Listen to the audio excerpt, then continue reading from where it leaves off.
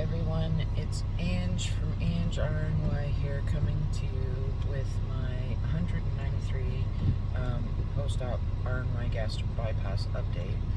I had on week 5 carnivore. I had surgery on March 17th, 2018 at Guelph General Hospital in Guelph, Ontario, Canada, with Dr. Jules Fontaine-Long. My highest weight was 343.6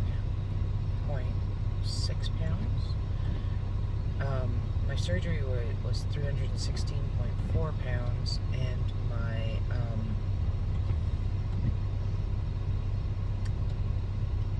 weight this week is 265.6. I just got it today,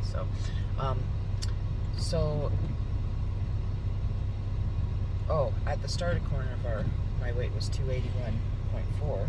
So, from surgery, that is a loss of 78 pounds. I've got everything written down on my hand because I'm just about to get ready, so I figured I'd bang this out quick. From my surgery weight, that is a loss of 50.8 pounds. I didn't come to you last week because I was sick, and I thought that I was getting a little bug with going back and forth between the States and Canada, into warmer weather and colder weather and everything. So I thought I was just catching a bit of a flu, just regular, not COVID. I am fully vaccinated. Not that I couldn't get COVID, but it wasn't that. It was just a little stomach bug, what I thought was. But it was actually the keto flu, because I started eating more fat, and what I was feeling disappeared within days. So, but I'll get to that in a moment.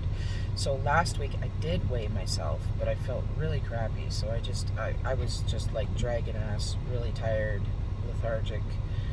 So I did not put out a video, but I gained, so I was 270.8, sorry. So I gained actually 2.6 pounds between the previous week and last week, because the previous week I was 268.2. So today I weighed myself and I was 265.6. So that is a loss of 5 pounds from the last time, that 5.2 pounds, pardon me, from last week. Because like I said, I did weigh myself, I just didn't put out a video. I just wasn't up to doing a video. So from my restart to carnivore, that is a total loss of 15.8 pounds. So, sorry about that. So basically, I'm just getting going. Like I said last week, I was experiencing keto flu, but I thought it was the actual flu, because keto flu, you get a lot of body aches and pains. You can get low-grade fevers, really tired, lethargic, just can't even really go about your day doing things. And even though I had been adding fat to my food, I was eating more protein and not enough fat.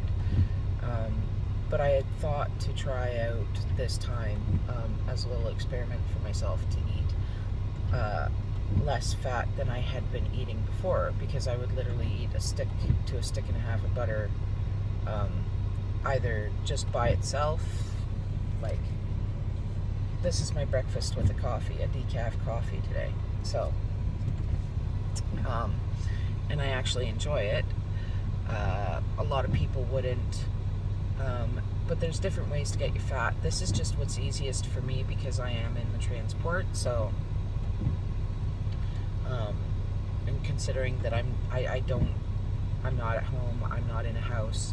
I mean, if I was, then it would be simply like going to the butcher, and you can actually get chunks of fat for pretty cheap at the butcher, as far as I know. Like, you just get chunks of suet, because it's usually stuff that they throw out. And I could render my own fat. But my lifestyle is what it is. So this is the easiest way for me to make sure that I get in my fat in a good natural source. Yes, it's been processed because it's butter, but it is just cream and salt. So, I upped my fat intake because I had started out eating half of the amount of fat, and like I cook it into my food and everything like that, and it wasn't enough for me. So it was a good little experiment because it really showed me where my body is completely comfortable to thrive and feel the best. So, which is a good thing.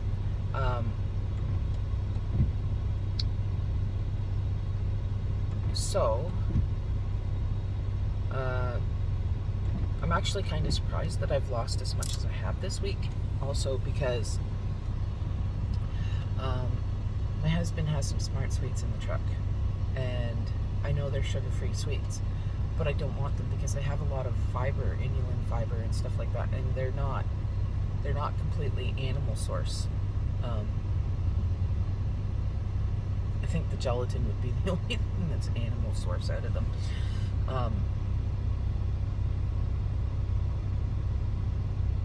But they are a trigger for me, and there was a couple of days last week that I literally felt so ill that I have been eating Gravol lozenges, and while the lozenges are good, they are sweetened with stevia, which does trigger me. So I actually had some yogurt a couple of days this week, which is fine, but I put some lemonade Mio in it, which is not fine because it's sweetener, and one thing I've been doing is trying to get away from sweeteners.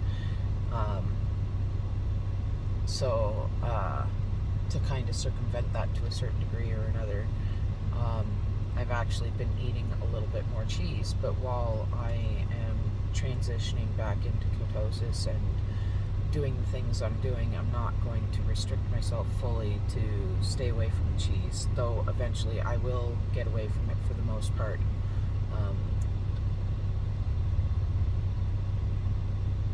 I'm not going to get away from it completely, just for the most part, because it does impact, weight gain and how your gut handles health and things like that. Like it's not that it's bad,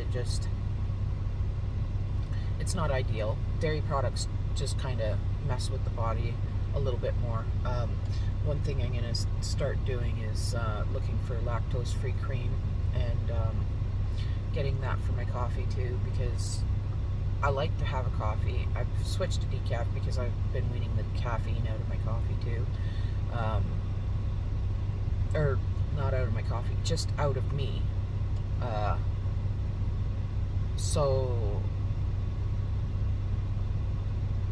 But the coffee messes with my stomach. It makes me feel kind of ill.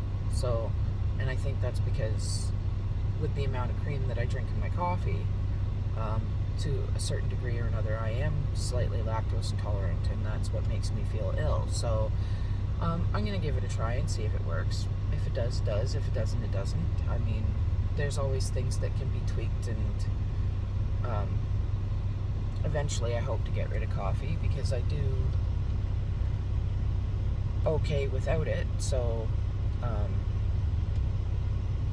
it's more a tool to help me get the butter in than anything else. So anyways, I'm actually getting ready to go. So you're gonna see like flashing lights that are like moving across my face a little bit, whatever. It's just trucks pulling in and out.